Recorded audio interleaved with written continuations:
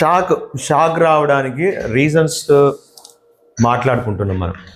So ఎప్పుడు shock వస్తుంది, ఎప్పుడు షాక్ రాదు, సింగిల్ వైర్ పట్టుకుంటే షాక్ వస్తుందా రాదా? సో చాలా డిఫరెంట్ ఆన్సర్స్ చెప్పారు మీరు. సో ఒకసారి ఈ వీడియో వాచ్ చేయండి. వీడియో వాచ్ చేశాక మీకున్న అండర్స్టాండింగ్ అంతా చేంజ్ అయిపోతుంది. అండ్ వీడియో చూశాక మీకు ఎంత అర్థమైందని అడుగుతాను, మీరు నాకు ఆన్సర్స్ కూడా చెప్పండి. కొంచెం ఫన్నీగా ఉంటాయి చూడండి. బట్ ఇది ఎప్పుడు కూడా మీరు ప్రాక్టీస్ చేయద్దు, ఇది చేసేది కాదు, చూసేదే. చాలా సీరియస్గా ఎలక్ట్రిసిటీతో మనం ఎప్పుడు కూడా గేమ్స్ ఆడద్దు, అనవసరంగా ఇట్లాంటివి మీరు చేయొద్దు. సరే వీడియో వాచ్ చేయండి ఫస్ట్. సో ఇక్కడ ఏంటంటే ఒక fencing wire, single wire, okay, ఆ ఫెన్సింగ్ వైర్ని టచ్ చేశారు. కానీ ఒకటే వైర్ టచ్ చేసి ఇంకొక మీరు ఒకవేళ ఇప్పుడు మీరు ఒకటి గెస్ చేయండి, ఈ హ్యాండ్తో ఇక్కడ ఈ వైర్ని ఇంకొక హ్యాండ్తో పట్టుకుంటే అంటే ఒక్క హ్యాండ్తో పట్టుకున్నందుకు రాలేదు, రెండు హ్యాండ్స్తో పట్టుకుంటే వస్తుందా? అలా ఏం లేదు ఇక్కడ. సో ఒక హ్యాండ్తో పట్టుకున్నా, టూ హ్యాండ్స్తో పట్టుకున్నా, అంటే ఇప్పుడు ఇక్కడ నుంచి కరెంటు ఈ హ్యాండ్ పోతలేదా? పోతుంది. ఇప్పుడు సెకండ్ హ్యాండ్తో పట్టుకున్నా నో ప్రాబ్లం, ఓకేనా? సో ఇప్పుడు ఎక్కడ ఉన్నాడు అంటే షూస్ వేసుకున్నాడు అండ్ ఒక ప్లాస్టిక్ ట్రే మీద స్టాండింగ్లో ఉన్నాడు, ఓకేనా? సో ఇప్పటికీ తనకి ఏం కాలేదు. సరే మొత్తం వీడియో వాచ్ చేద్దాం ఇప్పుడు.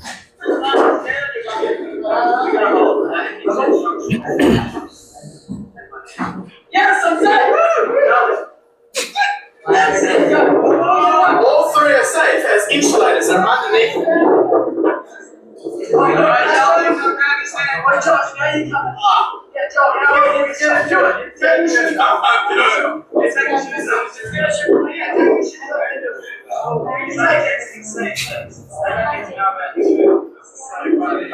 John, in the end, he's taking his shoes off.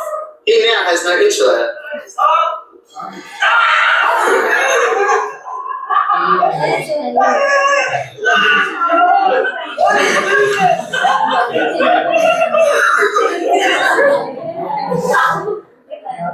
So ఇక్కడ లాస్ట్ అంటే first person, second person, third person వాళ్ళు ఎంత కరెంట్ క్యారీ అవుతున్నా, పాస్ అవుతున్నా ఇంకెవ్వరికి ఏమీ కాలే. బట్ లాస్ట్ పర్సన్ ఎలా వస్తున్నాడో చూడండి ఇక్కడ మీరు. ఎందుకు షాక్ వచ్చింది, ఎప్పుడు షాక్ వచ్చింది, ఎందుకు షాక్ వచ్చింది? సో లాస్ట్ పర్సన్ ఇక్కడ వీళ్ళెవరు గ్రౌండ్ తో టచ్ లో లేరు, ఓకేనా? లాస్ట్ పర్సన్ షూస్ రిమూవ్ చేసాడు. షూస్ రిమూవ్ చేశాక తర్వాత సో పట్టుకొని, అంటే గ్రౌండ్కి ఇంకా కింద కొంచెము స్టోన్స్ ఇంకా ఉంటాయి, సో కిందికి కొంచెం పాస్ అవ్వడానికి జస్ట్ ఒక సెకండ్ టైం పట్టింది. ఎగ్జాక్ట్లీ గ్రౌండ్తో టచ్లోకి వచ్చేసాక ఏమైంది, షాక్ వచ్చేసింది. మళ్ళీ ఒకసారి వాచ్ చేద్దాము. సో ఇక్కడ మీరు ఫస్ట్ నుంచి అబ్జర్వ్ చేయండి, మళ్ళీ ఇప్పుడు క్లియర్గా అబ్జర్వేషన్ చేయండి. అదా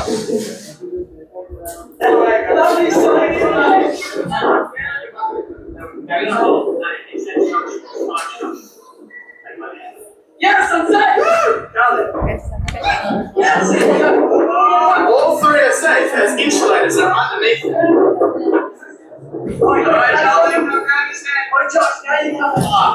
Yeah, Josh, now you're going to do it. Take your shoes off. Take your shoes off. Take your shoes off. Yes, ఇప్పుడు షూస్ రిమూవ్ చేస్తున్నారు. సాక్స్ ఒకటే షూ రిమూవ్ చేశాడు కదా.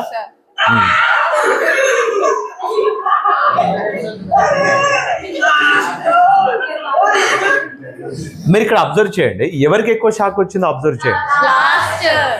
ఇక్కడ ఈ పర్సన్ కి ఎంత షాక్ వచ్చింది, సెకండ్ వీళ్ళకి ఎంత వచ్చిందో అది కూడా అబ్జర్వ్ చేయండి.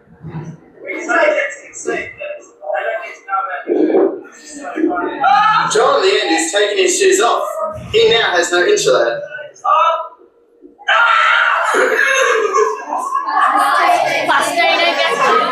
ఎస్ అందరికి వచ్చింది, అందరికి పాస్ అవుతుంది కరెంట్,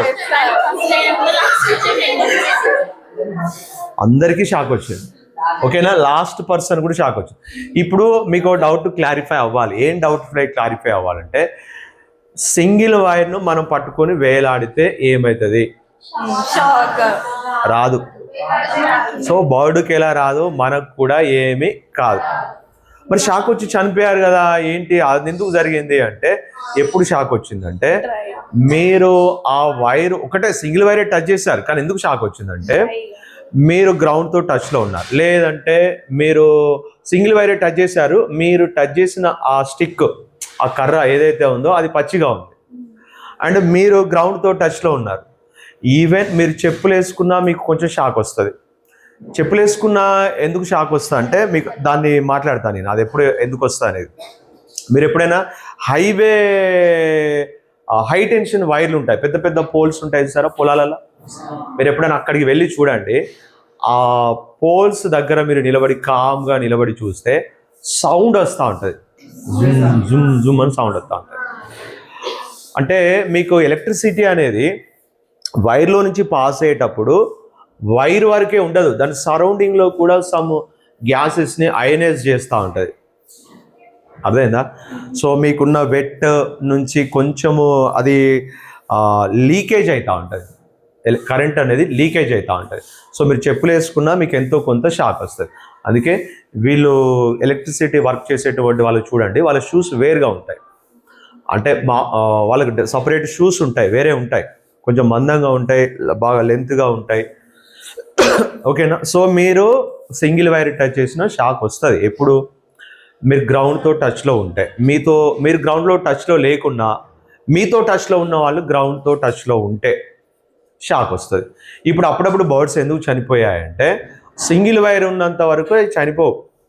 అప్పుడప్పుడు ఏమయ్యాయంటే అవి ఈ బర్డ్ ఈ లైన్ మీద ఒక బర్డ్, ఈ లైన్ మీద ఇంకొక బర్డ్ ఉండి ఒకదానికొకటి టచ్ అయితే అప్పుడప్పుడు దాని మదర్ పిల్లలకి ఏదో తినిపిస్తూ ఉంటుంది, నోట్లో పెట్టి తినిపిస్తూ ఉంటుంది. అలాంటి టైంలో ఏమవుతా అంటే సో రెండు వైర్స్లో నుంచి మీకు ఇప్పుడు ఈ పోల్స్ ఎన్నో ఉంటాయి కదా, మొత్తం మన ఇండియా వైడ్గా పోల్స్ ఉన్నాయి, కానీ ఈ వైరు ఎక్కడ టచ్ కాదు, ఈ రెండు వైర్లు ఎక్కడ మీకు టచ్ కావు. ఓకేనా? ఈ రెండు వైర్ల నుంచి మనం రెండు వైర్లు తీసుకొని ఇంట్లోకి తీసుకెళ్తాం, ఇంట్లోకి తీసుకువెళ్ళి మెయిన్ స్విచ్ బోర్డు తీసుకెళ్తాం, ఫ్యాన్ వరకు కనెక్షన్ ఇస్తాం. ఎక్కడ టచ్ అయితే అంటే స్విచ్ ఆన్ చేసినప్పుడు స్విచ్ నుంచి ఈ ఫ్యాన్ వరకు మాత్రమే అదొక క్లోజ్డ్ సర్క్యూట్ లాగా ఉంటుంది. అంటే మొత్తం వైరింగ్ అంతా ఒక రింగ్ లాగా సర్క్యూట్ లాగా ఉంటుంది. ఇక్కడ టచ్ అవుతుంది, మళ్ళీ ఆ స్విచ్ నుంచి ఈ ఫ్యాన్ వరకే సర్క్యూట్ అనేది మొత్తం క్లోజ్డ్గా ఉంటుంది. వేరే స్విచ్కు, వేరే ఫ్యాన్కు, వేరే స్విచ్కు, వేరే ట్యూబ్లైట్కు మాత్రం ఓపెన్ ఉంటుంది, అంటే ఇక్కడ టచ్ కాదు. అంటే ఇప్పుడు చెప్పినటువంటి ఈ వైర్లు ఎన్నో పోల్స్ ఉన్నాయి కదా, ఇవన్నీ ఎక్కడ ఈ రెండు వైర్లు ఎక్కడ కూడా మీకు టచ్ కావు. ఆ రెండు వైర్ల నుంచి తెచ్చుకున్న వైర్లు కూడా మనకు మెయిన్ నుంచి అక్కడ నుంచి స్విచ్ బోర్డు వరకు కూడా కనెక్ట్ కావు. స్విచ్ బోర్డు నుంచి ఈ ఫ్యాన్ స్విచ్ ఆన్ చేస్తే ఇక్కడ నుంచి ఇక్కడ వరకే ఇది మాత్రమే క్లోజ్డ్ సర్క్యూట్. క్లోజ్డ్ సర్క్యూట్ ఉంటే ఏమవుతుంది? ఎలక్ట్రిసిటీ పాస్ అవుతుంది. ఓపెన్ సర్క్యూట్లో ఎలక్ట్రిసిటీ పాస్ కాదు. ఓకేనా? స్విచ్ ఆన్లో ఉంటే క్లోజ్డ్ సర్క్యూట్ అంటాం, అంటే ఎక్కడ కూడా మీకు గ్యాప్ లేకుండా అన్ని వైర్లు టచ్లో ఉంటాయి, ఒక రింగ్ లాగా సర్కిల్ లాగా. స్విచ్ ఆఫ్ చేస్తే గ్యాప్ వస్తుంది, ఆ వైర్ల మధ్యలో గ్యాప్ వస్తుంది, స్విచ్ దగ్గర గ్యాప్ వస్తుంది. ఆ గ్యాప్ రావడం వల్ల ఏమవుతుంది? అది ఓపెన్ సర్క్యూట్ అంటారు దాన్ని. ఓపెన్ సర్క్యూట్లో మీకు ఎలక్ట్రిసిటీ పాస్ కాదు. సో ఇప్పుడు మీకు షాక్ వచ్చింది అంటే ఎప్పుడైనా మీరు క్లోజ్డ్ సర్క్యూట్లో ఉన్న వైర్ పట్టుకున్నారు, మీకు కొన్నిసార్లు షాక్ రాదు. పట్టుకుంటే వైర్ టచ్ చేసిన షాక్ రాదు. ఎందుకు రాలేదు? మీరు పట్టుకున్నది ఓపెన్ సర్క్యూట్లో ఉన్నది పట్టుకున్నారు కాబట్టి మీకు షాక్ రాలేదు. క్లోజ్డ్ సర్క్యూట్లో ఎలక్ట్రిసిటీ పాస్ అయ్యే దాంట్లో మీరు పట్టుకుంటే షాక్ వస్తుంది. మీరు అనొచ్చు ఓపెన్ సర్క్యూట్లో స్విచ్ ఆఫ్ చేసే ఉన్నది అయినా నాకు షాక్ వచ్చింది అనొచ్చు. అంటే ఎందుకు వచ్చిందంటే ఒక వైర్ ఏమో మీరు పట్టుకున్నారు, ఇంకొకటి కనెక్షన్ ఎక్కడి నుంచి వెళ్ళిపోతుంది? మీకు గ్రౌండ్లో నుంచి వస్తుంది. సో ఇప్పుడు గ్రౌండ్లో నుంచి ఎందుకు షాక్ వస్తుంది? గ్రౌండ్ టచ్ అయితే ఎందుకు షాక్ వస్తుంది? గ్రౌండ్ అనేది మీకు ఒక సాయిల్, అంటే లైట్గా మీకు అది పైకి డ్రైగా ఉన్నా మీకు దాంట్లో మినరల్స్ ఉంటాయి, సాల్ట్స్ ఉంటాయి, అన్నీ ఉంటాయి. కాబట్టి ఏమవుతుంది? గ్రౌండ్లో నుంచి కూడా ఎలక్ట్రిసిటీ పాస్ అవుతుంది. గ్రౌండ్లో నుంచి ఛార్జ్ తీసుకుంటుంది, గ్రౌండ్లో నుంచి ఛార్జ్ ఎంత అంటే అంతే తీసుకుంటుంది. గ్రౌండ్ రిసీవ్ చేసుకుంటుంది, గ్రౌండ్ ఛార్జ్ను ఇస్తుంది. ఎంత అంటే అంత ఛార్జ్ తీసుకుంటుంది, ఎంత అంటే అంత ఛార్జ్ నీకు ఇస్తుంది. అందుకే సింక్ ఆఫ్ పొటెన్షియల్ డిఫరెన్స్ అంటారు గ్రౌండ్. మీకు ఎంత అంటే అంత ఛార్జ్ లోపలికి వెళ్ళిపోతుంది మీ నుంచి, మీకు ఎంత అంటే అంత ఛార్జ్ తీసుకుంటుంది. మీరు తీసుకోవాలనుకుంటే ఎంతైనా తీసుకోవచ్చు. అందుకే అప్పుడప్పుడు మనం ఎర్తింగ్ ఇస్తాం.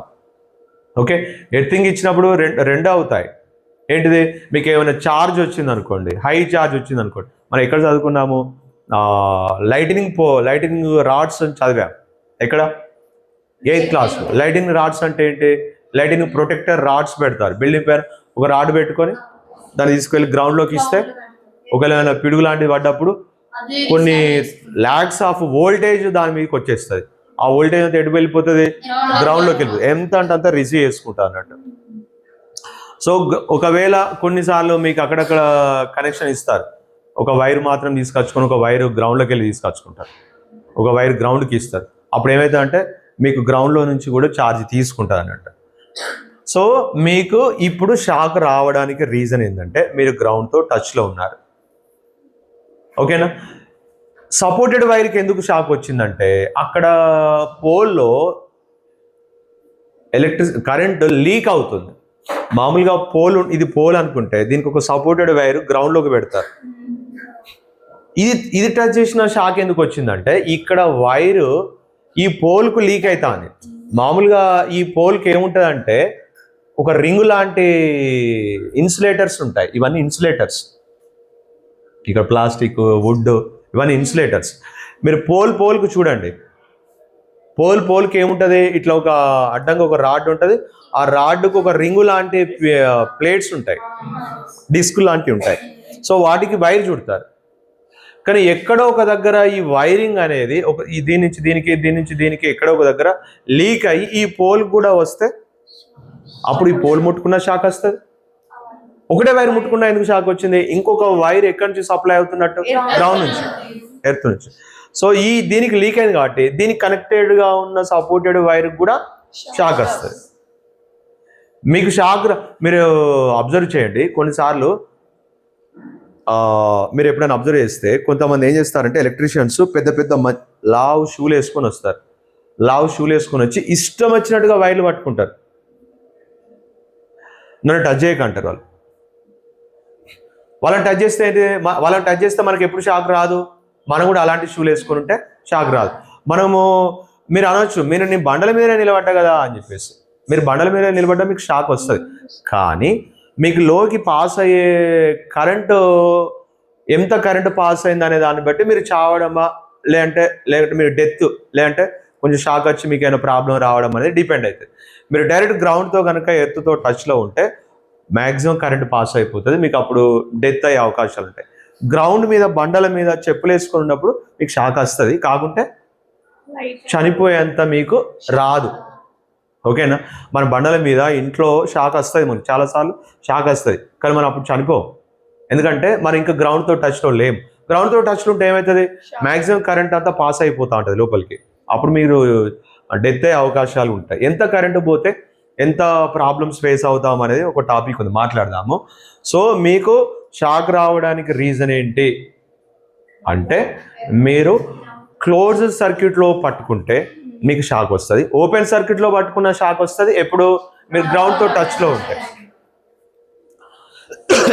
ఇప్పుడు వీళ్ళు గ్రౌండ్తో టచ్లో లేనంత వరకు వీళ్ళకి ఏమీ కాలే. ఇప్పుడు మనం సింగిల్ వైర్ పట్టుకోవచ్చు, కానీ పట్టుకున్నప్పుడు మనం గ్రౌండ్తో టచ్లో ఉండదు.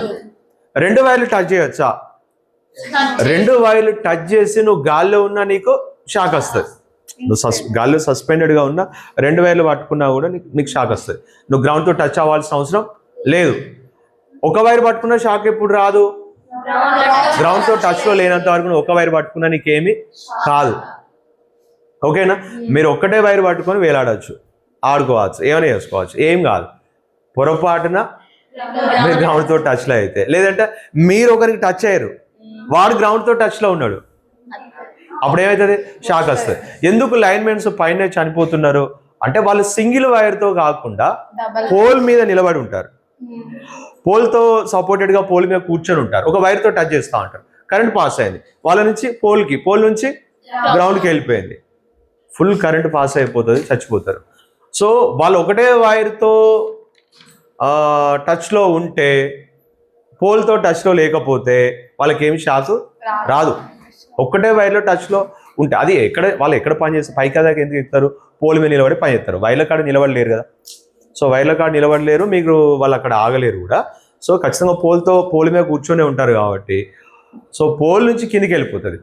మీరు కాకుంటే ఏంటంటే అది కనుక ఐరన్ పోల్ అనుకోండి, బాగా షాక్ వస్తుంది. సిమెంట్ పోల్ అయితే, సిమెంట్ పోల్లో కూడా ఏముంటాయి తెలుసా, రాడ్డులు ఉంటాయి, ఐరన్ రాడ్డులు ఉంటాయి. అవి ఎక్కడి దాకా వెళ్ళిపోతాయి, గ్రౌండ్ దాకా వెళ్ళిపోతాయి. బట్ ఎంత పాస్ అయింది, ఎంత టైం పాస్ అయింది కరెంటు లోపలికి, బాడీ లోపలికి అనే దాని మీద డెత్ డిపెండ్ అవుతుంది. సో ఎంతెంత కరెంట్ పాస్ అయితే ఏమవుతుందో ఇప్పుడు మనకు తెలుసు. అది దానికి ఒక టేబుల్ నుంచి చూద్దాము. అయితే ఇప్పుడు మీకు డౌట్ రావాలి, ఏంటిదంటే ఎందుకు మరి హీటర్ షాక్ రావట్లే? మీరు హీటర్ వైర్లో, మీరు హీటర్లో బకెట్లో పెట్టే ఇమ్మర్షన్ హీటర్ అంటారు, అంటే ముంచే హీటర్. చాలా హీటర్స్ ఉంటాయి, మనం మామూలుగా ఇళ్ళలో పెట్టుకొని బకెట్లలో నీళ్ళగా పెట్టుకునేది ఇమ్మర్షన్ హీటర్ అంటారు, అంటే ముంచేది. ఇమ్మర్షన్ అంటే ముంచడం. ఇమ్మర్షన్ హీటర్లో చేయి పెడితే షాక్ వస్తుందా? అయితే వినండి, ఒకప్పుడు ఒక ఐదారు కాదు, ఒక 10 సంవత్సరాల క్రితం వరకు అలా ముట్టుకుంటే షాక్ వచ్చేది. ఇప్పుడు వచ్చేటువంటి హీటర్లు, కొత్త హీటర్లలో మీరు చేయి పెడితే మీకు షాక్ రాదు. అయినా వచ్చింది అంటే దాని అర్థం ఏంటంటే, రాకపోవడానికి రీజన్ ఏంటి అని అంటే, ఈ హీటర్కున్న రాడ్కు పైన లేయర్ అంతా ఒక హై రెసిస్టెన్స్ ఉన్నటువంటి మెటీరియల్, సిలికాన్ ఆక్సైడ్, అంటే ఇసుక లాంటి, ఇసుకతో సమానం అలాంటి మెటీరియల్ కోటింగ్ వేస్తారు. పైన ఉన్నది మెటల్ కాదు, పైన ఉన్న కోటింగ్ అంతా మీకు ఇన్సులేటర్ లాంటిది, హై రెసిస్టెన్స్ ఉన్నటువంటిది. సో దాంట్లో నుంచి ఎలక్ట్రిసిటీ రాడ్ లోపల నుంచి పాస్ అవుతూ ఉంటుంది, రాడ్కు పాస్ కాదు. అయితే మీరు డైరెక్ట్గా ముట్టుకుంటే షాక్ వస్తుందా అంటే కొంచెం వస్తుంది, డైరెక్ట్గా ముట్టుకుంటే మీకు షాక్ వస్తుందా అంటే వస్తుంది. దానికంటే ముందు మీకు బాగా వేడవుతుంది, ఆ వేడికే కాలుతారు మీరు. సో లోపల నుంచి షాక్ వస్తుందా అంటే, మీరు పైన ఉన్న కోటింగ్ చాలా థిన్గా ఉంటుంది, చాలా పల్సగా ఉంటుంది. ఆ కోటింగ్ వేయడం వల్ల వాటర్ లోపలికి కరెంట్ పాస్ కాదు. ఎందుకు ఆ కోటింగ్ వేస్తారు? కరెంట్ పాస్ అవుతుంది, ఇప్పుడు ఈ వైర్లో నుంచి ఇట్లా వచ్చి ఇట్లా వెళ్ళిపోతుంది. ఇప్పుడు దాని లోపల నుంచి కరెంట్ పాస్ అవుతుంది, హై రెసిస్టెన్స్ ఉన్న మెటీరియల్ కాబట్టి హీట్ అవుతుంది. నేను చెప్పాను, రెసిస్టెన్స్ ఎక్కువ ఉంటే ఏమవుతుంది, రెసిస్టెన్స్ అంటే ఆపడం. ఈ ఆపడం వల్ల ఏమవుతుంది, ఎనర్జీ లాస్ అవుతుంది. ఆ ఎనర్జీ అంతా ఎలా వెళ్ళిపోతుంది, హీట్ ఫామ్లో వెళ్ళిపోతుంది అని చెప్తున్నాను. ఇప్పుడు అది ఎందుకు హీట్ అవుతుందో అర్థమైపోయింది. మీరు ఎలక్ట్రిక్ స్టవ్లు కూడా ఉంటాయి, ఎందుకంటే ఇప్పుడు లేవు. స్విచ్ వేస్తే ఒక రింగు లాంటివి ఉంటాయి, ఆ రింగులన్నీ ఎర్రగా అవుతాయి, మొత్తం రెడ్ అయిపోతాయి, దాని నుంచి వేడేస్తూ ఉంటుంది. ఓకేనా? రూమ్ హీటర్స్ అని కూడా ఉంటాయి. ఇప్పుడు మీరు మీరు చూడండి, అంటే ఇప్పుడు మనం ఇక్కడ వాడం, కానీ కొన్ని ఏరియాలలో, అంటే ఇప్పుడు అటు కాశ్మీర్ లాంటి ఇంకా కొన్ని వేరే సిటీలలో రూమ్ హీటర్స్ అని ఉంటాయి. ఆ స్విచ్ ఆన్ చేయగానే ఏమవుతుంది అంటే మొత్తం రెడ్ అయిపోతుంది, లోపల ఉన్న వైర్ అంతా రెడ్ అయిపోతుంది. ఎందుకు అలా బాగా రెడ్ అవుతున్నాయి, బాగా వేడేస్తుంది, రూమ్ అంతా వేడిగా అయిపోతుంది. సో ఎందుకు అలా వేడవుతున్నాయి అంటే హై రెసిస్టెన్స్ ఉన్న మెటీరియల్స్.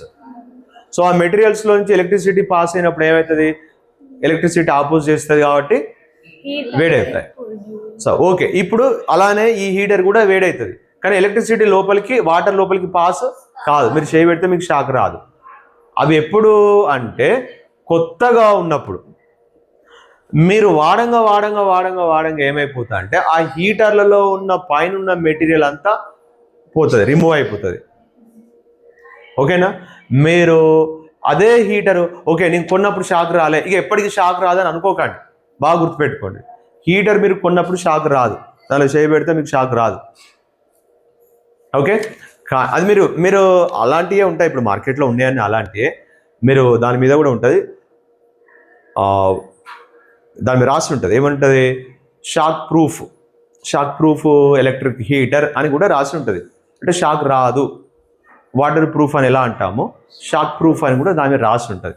మీరు చేయబెడితే నీళ్ళు ఏం కాదు, మీకు షాక్ ఏం రాదు.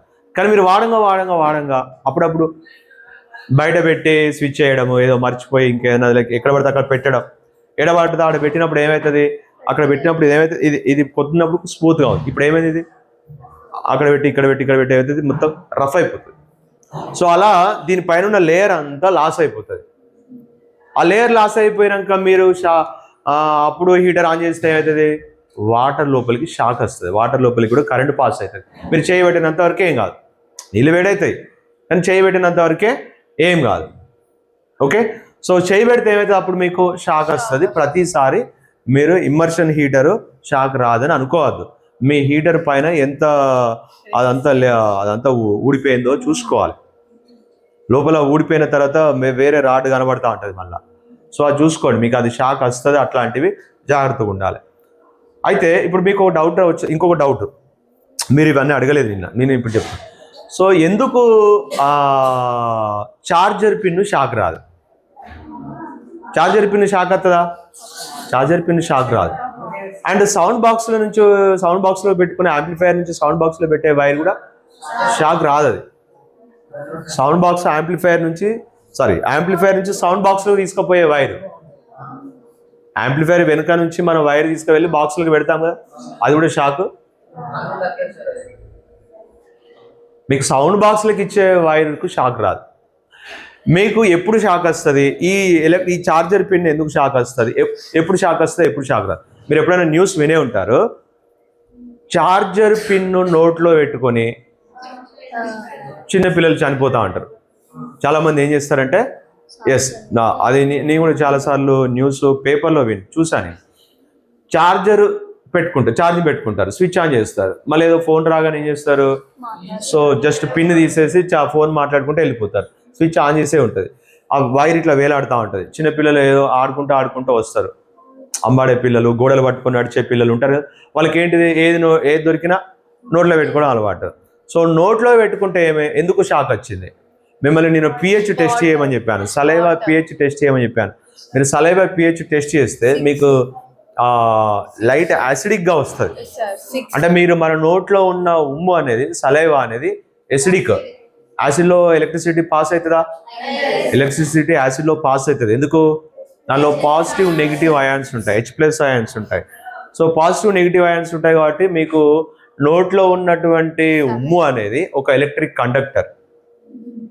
ఓకే, కొంత ఎసిడిక్గా ఉంటుంది. సో ఇప్పుడు ఇది పెట్టగానే ఏమవుతుంది, సో ఎలక్ట్రిసిటీ పాస్ అవుతుంది. ఎలక్ట్రిసిటీ పాస్ అవడం వల్ల గ్రౌండ్తో టచ్లో ఉన్నాడు కాబట్టి షాక్ వచ్చి చనిపోతారు. ఓకే, అండ్ వాళ్ళకి కొంత పవర్ కూడా, ఇమ్యూనిటీ పవర్ కూడా తక్కువ ఉంటుంది కాబట్టి, సో అంటే వాళ్ళ స్ట్రెంగ్త్ తక్కువ ఉంటుంది కాబట్టి చనిపోతారు.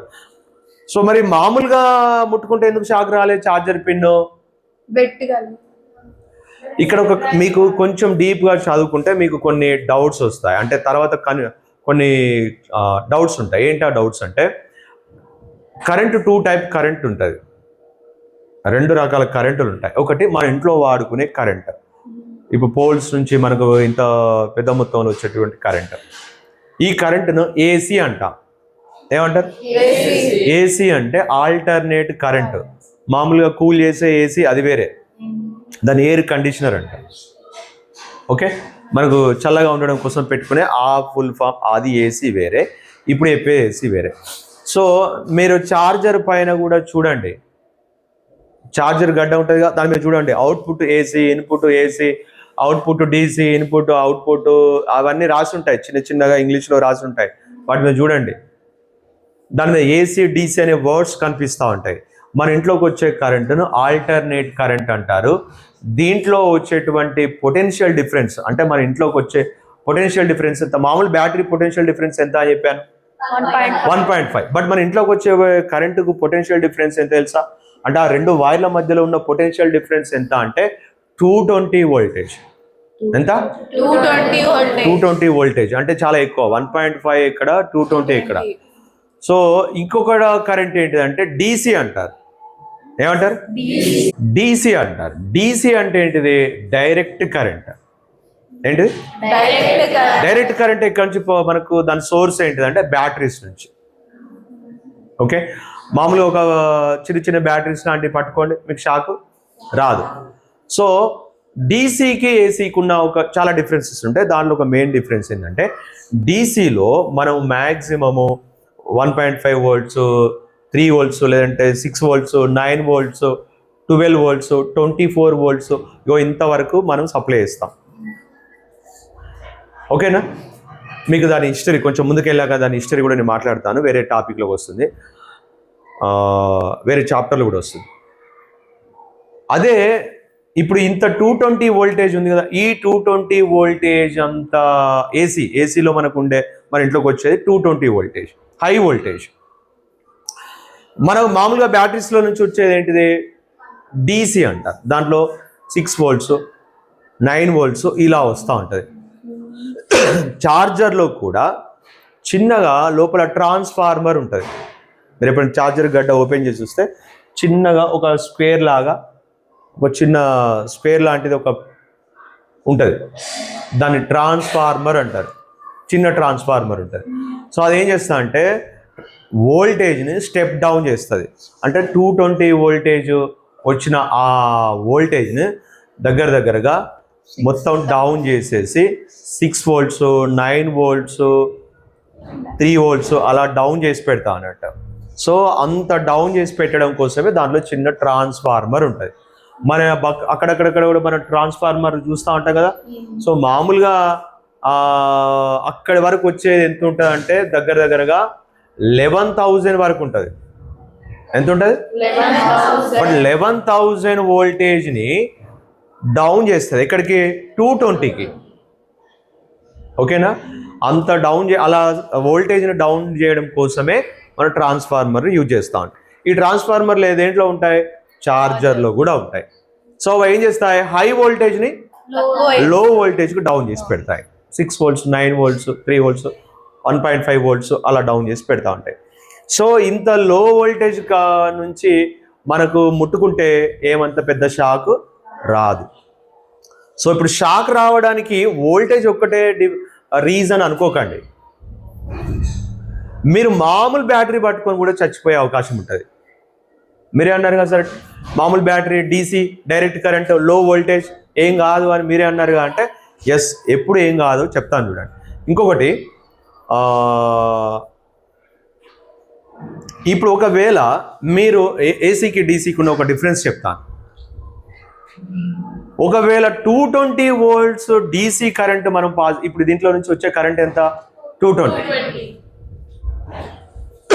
బ్యాటరీస్లో నుంచి కూడా మనకు 10-20 బ్యాటరీస్ పెట్టి 220 వోల్ట్స్ వచ్చేటట్టుగా, అంటే ఒక మనకు ఇది 12 వోల్ట్స్, మీరు అంత పెద్దగా ఉన్న 12 వోల్ట్స్ బ్యాటరీ అది. ఓకే, చిన్నవి కూడా 12 వోల్ట్స్ ఉంటాయి. కాకపోతే తొందరగా అంటే దాని నుంచి వచ్చే అవుట్పుట్ 12 వోల్ట్స్, బట్ తొందరగా డెడ్ అయిపోతాయి. ఓకేనా? సో దీనికి బయటకు వచ్చే అవుట్పుట్ 12 వోల్ట్స్, కానీ దాంట్లో ఉన్న కెమికల్ ఎక్కువ ఉంటుంది కాబట్టి చాలా రోజులు వస్తుంది. డ్రై బ్యాటరీస్ అవి. ఓకే, 12 వోల్ట్స్ ఇలా మనము ఒక 20 కలిపామనుకోండి, ఏమైపోతుంది? 240 వోల్ట్స్ అవుతుంది. ఎగ్జాక్ట్లీ 220 కాదు మన ఇంట్లోకి వచ్చేది, 230 వస్తుంది, 240 వస్తుంది, ఫ్లక్చువేట్ అవుతూ ఉంటుంది. అందుకే మన ఏం పెట్టుకుంటాం? రెగ్యులేటర్స్, స్టెబిలైజర్స్ పెట్టుకుంటారు. సో ఇప్పుడు అలాంటి ప్రాబ్లమ్స్ ఏమి లేవు. మనకు కంటిన్యూస్ మంచి స్టేబుల్గా ఉన్న వోల్టేజే వస్తూ ఉంటుంది. ఒకప్పుడు స్టెబిలైజర్లు ఉండేది టీవీ దగ్గర, ఫ్రిడ్జ్ దగ్గర వోల్టేజ్ అటు ఇటు మార్చుకోవడానికి స్టెబిలైజర్లు ఉండేది. ఇప్పుడు అలాంటి ప్రాబ్లమ్స్ ఏమి లేవు. సో ఇప్పుడు మనం 220 వోల్ట్స్ ఉన్న బ్యాటరీస్ని కలిపి, బ్యాటరీస్ అన్ని సిరీస్లో పెట్టి 220 వోల్ట్స్ వచ్చేటట్టు చేసి దాంట్లో నుంచి 2 వైర్లు తీసుకువెళ్ళి ఇక్కడ నుంచి హైదరాబాద్ వరకు ఎలక్ట్రిసిటీ 2 వైర్లను పంపించి అక్కడ బల్బు వెలిగిస్తే వెలుగుతుందా? నీకు చెప్పేది ఏంటంటే బ్యాటరీస్ నుంచి ఎనర్జీని, ఎలక్ట్రిసిటీని పాస్ చేసి ఒక హైదరాబాద్ వరకు పంపిస్తే అక్కడ బల్బు వెలుగుతుందా? ఇప్పుడు ఎక్కడ మనకు ఇప్పుడు మనకు వచ్చే కరెంట్ అంతా ఇక్కడ నుంచే వచ్చింది అనుకోకండి, చెల్పూరు నుంచే వచ్చిన కరెంటే అనుకోకండి. మనకు ఒక్క దగ్గర నుంచే ఏమి రాదు, నార్త్ నుంచి కూడా ఇప్పుడు వస్తూ ఉంటుంది. అంటే ఢిల్లీ, వేరే నార్త్ స్టేట్స్లో నుంచి కూడా ఎలక్ట్రిసిటీ వచ్చేటట్టుగా మనం కనెక్షన్స్ ఇచ్చుకున్నాం. మనకు వచ్చే కరెంట్ ఎగ్జాక్ట్లీ ఇక్కడ నుంచే వస్తుందని చెప్పడానికి వీల్లేదు. చాలా పవర్ సెంటర్స్ ఉన్నాయి, పవర్ ప్లాంట్స్ చాలా ఉన్నాయి. ఎక్కడి నుంచి వస్తుందో మనం ఎగ్జాక్ట్లీ ఏం చెప్పలేము. మనం చెప్పలేం, వాళ్ళు చెప్పొచ్చు, ఇంజనీర్స్ చెప్పొచ్చు, మనకి ఎక్కడి నుంచి వస్తుందో చెప్పగలుగుతారు వాళ్ళు. సో ఇప్పుడు ఎక్కడో ప్రిపేర్ అయ్యి 100, 200, 500 కిలోమీటర్స్లో నుంచి ఎలక్ట్రిసిటీ ఇక్కడ వరకు పంపించారు కదా, మనం అలా 500 కిలోమీటర్స్ బ్యాటరీస్ నుంచి ఎలక్ట్రిసిటీ పంపించచ్చా? పంపించరాదు. ఎందుకు? పంపిస్తే ఏమవుతుంది? లేదు, మొత్తం ఆ ఎనర్జీ అంతా ఈ వైర్లో నుంచి, లెంత్ ఎక్కువైతే ఏమవుతుంది గుర్తుందా? ఇప్పుడు చెప్పిన నిన్న ఓమ్స్ లాకి సంబంధించిన అవన్నీ కూడా అది డీసీ కరెంట్కి సంబంధించినవి చెప్పిందంతా, ఓమ్స్ లాకి సంబంధించిందంతా that is applicable to DC అంటే బ్యాటరీస్ నుంచి వచ్చేది డైరెక్ట్ కరెంట్. సో దీంట్లో నుంచి వచ్చే కరెంటు మనము వైర్ కనుక ఒక 100 కిలోమీటర్స్ పంపించి పెడితే ఏమవుతుంది అంటే, లెంత్ ఎక్కువైతే రెసిస్టెన్స్ ఎక్కువైతుంది, రెసిస్టెన్స్ ఎక్కువైతే హీట్ ఎక్కువైతుంది. అంటే ఎనర్జీ అంతా ఎలా వెళ్ళి లాస్ అయిపోతూ ఉంటుంది, హీట్ ఫామ్లో లాస్ అయిపోతుంది. ఎనర్జీ హైదరాబాద్ దాకా పోదు, ఎలక్ట్రిసిటీ ఎనర్జీ అక్కడ దాకా పాస్ కాదు, మొత్తం ఈ వైర్లే హీట్ అయిపోతా అంటే అక్కడ బల్బు గ్లో కానే కాదు. సో ఇది అన్నట్టు. సో ఏసీలో ఎలా వెళ్తుంది అనేది మనం ఏసీ గురించి వచ్చినప్పుడు మాట్లాడదాము. బ్యాటరీస్లో నుంచి ఎలక్ట్రిసిటీ ఎందుకు మనకు షాక్ రావట్లే, అడాప్టర్లో నుంచి ఎందుకు రావట్లే అంటే అది డీసీ అండ్ లో వోల్టేజ్. అయితే ఇప్పుడు మీరు కన్ఫ్యూజ్ అవ్వకండి, డీసీకి షాక్ రాదు, ఏసీకి షాక్ వస్తుంది అలా అనుకోకండి. మన ఇండియాలోనే 220 వోల్ట్స్ ఉంటుంది. ఫారిన్లలో చాలా డెవలప్డ్ కంట్రీస్లలో ఎంత ఉంటుంది తెలుసా? 110 వోల్ట్స్ ఉంటుంది. ఎంత ఉంటుంది? 110 వోల్ట్సే ఉంటుంది. అమెరికా లాంటి కంట్రీస్లలో చూస్తే వాళ్ళకు పాస్ అయ్యేది ఎంత అంటే 110 వోల్ట్సే. మన దగ్గర వచ్చేది ఎంత అంటే 220 నుంచి 240 వరకు ఫ్లక్చువేట్ అవుతూ ఉంటుంది. సో హై వోల్టేజ్ పాస్ అవుతుంది. మనకు ఎక్కువ యాక్సిడెంట్స్ అంటే ఎలక్ట్రిసిటీ యాక్సిడెంట్స్ అయ్యే ఛాయిసెస్ బాగా ఉంటాయి. వాళ్ళకు 110 ఎందుకు వాళ్ళు చేసుకుంటున్నారంటే కొంచెం డెవలప్ అంటే టెక్నాలజీ వాళ్ళది కొంచెం డిఫరెంట్గా ఉంది. వాళ్ళు ఏం చేస్తారంటే 110 వోల్టేజ్ వాళ్ళు ముట్టుకుంటే వాళ్ళకు పెద్దగా షాక్ రాదు, చచ్చిపోవడం, షాక్ కొట్టి చచ్చిపోవడం అనేది ఉండదు. షాక్ కొట్టి చచ్చిపోవడం అనేది కొంచెం డెవలప్డ్ కంట్రీస్లలో ఉండదు. ఎందుకు ఉండదు అంటే వాళ్ళకు పాస్ అయ్యే కరెంట్ 110 వోల్ట్స్. ఓకేనా? 220 వోల్ట్స్ మనకు హై కరెంట్ పాస్ అవుతుంది కాబట్టి ఇక్కడ మనకు ఎక్కువ కరెంట్ మన బాడీలోకి పాస్ అయ్యే ఛాయిస్ ఉంటుంది. ఎంత కరెంట్ పాస్ అయితే ఎప్పుడు షాక్ వస్తుంది, ఎప్పుడు షాక్ ఎక్కువ వస్తుంది, ఎప్పుడు చచ్చిపోతాం, ఎప్పుడు చనిపోము, డెత్ ఎప్పుడు, ఇవన్నీ మనం మాట్లాడదాం. ఇంకా నేను ఇంకో విషయం చెప్పాను, ఏమని, చిన్న బ్యాటరీ పట్టుకొని కూడా మీరు డెత్ అవ్వచ్చు. మామూలు బ్యాటరీ, ఓకేనా, మామూలు బ్యాటరీ 1.5 వోల్ట్స్ ఉన్న బ్యాటరీ పట్టుకొని కూడా మీరు చనిపోయే ఛాయిస్ ఉంటుంది. అదిలా చిన్న బ్యాటరీ ఎప్పుడు షాక్ రాలే కదా, అది షాక్ వచ్చి చనిపోవడం ఎందుకు జరుగుతుంది, అవన్నీ నేను నెక్స్ట్ క్లాస్లో మాట్లాడతాను. సో ఇంకా కొన్ని డీటెయిల్స్ ఇక్కడికి సంబంధించి కూడా నేను డీటెయిల్స్ తర్వాత క్లాస్లో మాట్లాడతాను. ఓకే.